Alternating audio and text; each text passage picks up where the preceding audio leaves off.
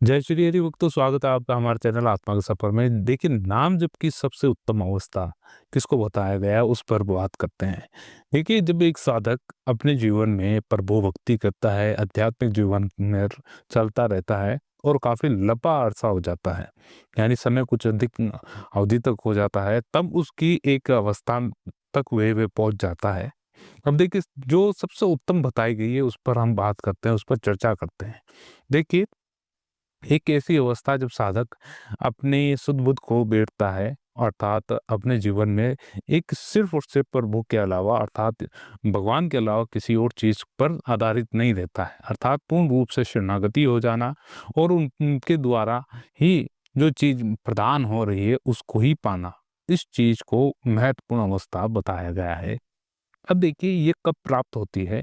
देखिए, ये समयानुसार प्राप्त होती है। वास्तविकता तो ये है, जब आप चाहते हैं तब ये प्राप्त नहीं होगी, है ना? कि आप चाहें कि मुझको ये प्राप्त हो जाए, तो ऐसा नहीं है, ऐसा नहीं होता है। क्योंकि वास्तविकता है कि आप और भगवान के बीच में एक कड़ी है जो निरंतर चलती रहती है। क्योंकि अब देखिए, इसको किस प्रकार से बयां किया जाए कि आप और हम में क्या अंतर है, यानी प्रभु और हम में। देखिए, अ, आप और हम यानी मैं, यानी हम यंत्र है और इसको चलाने वाला एक यंत्र ही है जो अदृश्य है। इस चीज का पूर्ण रूप से यानी आप आकलन किस प्रकार से कर सकते हैं, ये पूर्ण रूप से आकलन नहीं किया जा सकता इसका, क्योंकि अदृश्य चीज प्रभु बड़ी सत्ता है, चलाने में सर्वसमर्थ है। तो इस पर विश्वास करना बहुत बड़ी बात है। देखिए, सबसे उत्तम अवस्था प्रभु के नाम जप की, कि आप उस प्रभु के नाम को नित्य निरंतर जपते रहें।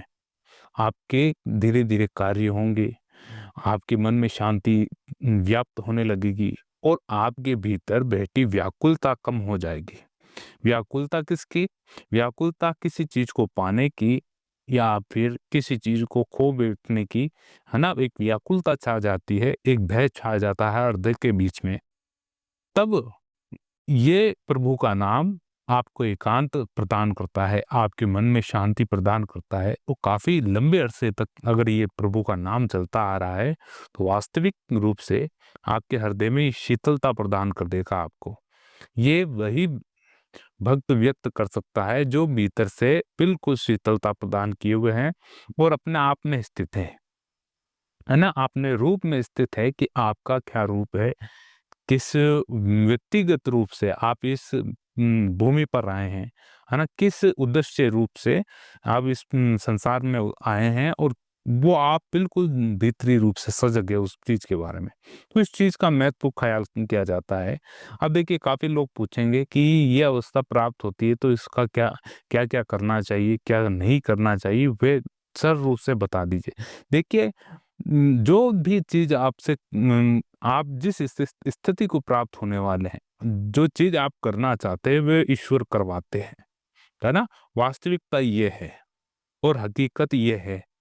आप भले ही उस चीज़ को जान जाएँगे कि हाँ, नहीं, ये अवस्था आती है तो बहुत ही आनंद की स्थिति उत्पन्न हो जाती है और बहुत ही हृदय गदगद हो जाता है, और ऐसी स्थिति बहुत ही कम व्यक्ति जान पाते हैं और वास्तविकता में बहुत ही उत्तम स्थिति है। अब ये जानते हैं। अब देखिए, बात ये है कि इस स्थिति में पहुंचना कौन-कौन पहुंच सकता है? आप देखिए, बात तो सब करते हैं कि साधु संतों के का परिवेश बहुत उत्तम माना गया है, लेकिन वो परिवेश पाने के लिए बहुत बड़ा बलिदान और त्याग लगता है। संसार से मुँह मोड़ लेना और अपनी ही एक महत्वपूर्ण प्रभु यानी भगवान के प्रति एक भूमिका निभाना, ये बहुत बड़ी बात है। अब देखिए, इसमें अ प्रभु जिसकी भक्ति प्रबल हो जाती है और एक इच्छा तीव्रता पहुंच जाती है, बहुत ही तीव्रगामी इच्छा पहुंच जाती है, तब वो देखिए सहयोग करते हैं। प्रभु ये भी कहते हैं कि भाई, जो चाहता है मैं उसको वो प्रदान करने के लिए अग्रसर हूँ। जो साधक प्रभु यानी मुझ तक आना चाहता है तो मैं उसको भरसक प्रयास करता हूँ, मैं मेरे तक पहुँचने के लिए। दूसरी चीज़, जो संसार में जाने के लिए प्रयत्न करता है, मैं उसको भी भरसक यानी सहायता प्रदान करता हूँ। अब देखिए, ये आप में और हम में रहता है कि हम आप और कहाँ जाना चाहते हैं। उसी प्रकार प्रभु उसी तरफ जोर लगाना शुरू कर देते हैं। तो ये चीज़ आपको समझनी चाहिए। देखिए, अब हम क्या है कि वह वास्तविक रूप से अटक कहाँ जाता है एक व्यक्ति कि उसको सही दिशा प्रदान नहीं होती। हकीकत बात ये है। तो सही दिशा प्रदान ना होना का मतलब समझिए आप कि हमें ग्रस्त जीवन में और हम चाहते हैं कि बहुत ही अच्छी शालीनता भरी हुई भक्ति करें, एकांत में जिए, ऐसा कुछ मन में भाव उत्पन्न हो जाता है।